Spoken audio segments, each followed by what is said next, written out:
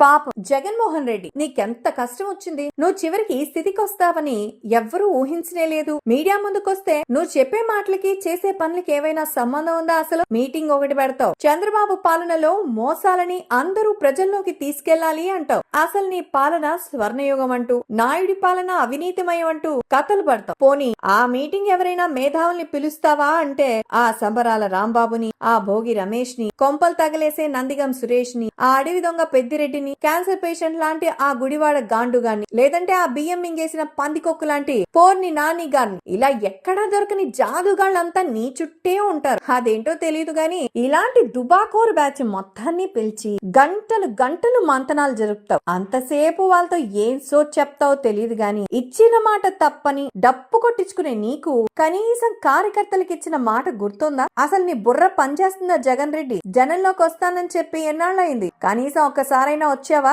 కార్యకర్తలతో జగనన్న భవిష్యత్తుకు దిశానిర్దేశం అన్నావు, ఏమైపోయావు? ఎప్పుడు శవాల కోసం ఎదురు చూస్తూ ఉంటావు. అదేం దరిద్రమో. తిరుపతి ఘటన అవగానే వాలిపోయావు, హడావిడి చేసావు, హంగామా చేసావు. అక్కడ క్షతగాత్రులు బాధలు, బాధితులు బాధల్లో ఉంటే సీఎం సీఎం అంటూ నినాదాలు చేయించుకున్నావు. ఇంతకీ ప్రజల్లోకి రావడానికి అంత భయం ఎందుకు జగన్ రెడ్డి? ఓ, నీ హయాంలో నువ్వు ఎగ్గొట్టిన బిల్లుల బాధితులు నిలదీస్తారనా? నిన్ను నమ్మి బెట్టింగ్లు పెట్టి నష్టపోయిన వాళ్ళు నీ చొక్కా పట్టుకుంటారనా? నీ దుర్మార్గ పాలనలో పనులు చేయించావు కానీ బిల్లులు ఎగ్గొట్టావు. ఇలా నీ బాధితులు ప్రతి నియోజకవర్గంలోనూ ఉన్నారు. ఏదేవైనా ప్రజల్ని, కార్యకర్తల్ని వదిలేసి దిక్కుమాలిన నాయకుల్ని నమ్ముకుంటా నువ్వు రాజకీయం చేస్తాను అంటే అది నిన్ను, నీ పార్టీని ఖచ్చితంగా ముంచేస్తుంది. అయినా మనలో మన మాట, నిండా మునిగిన వాడికి చలి ఏంటన్నట్టుగా నువ్వు, నీ పార్టీ ఆల్రెడీ మునిగిపోయిందిగా. ఇంకా మునగడానికి ఏముంది అక్కడ?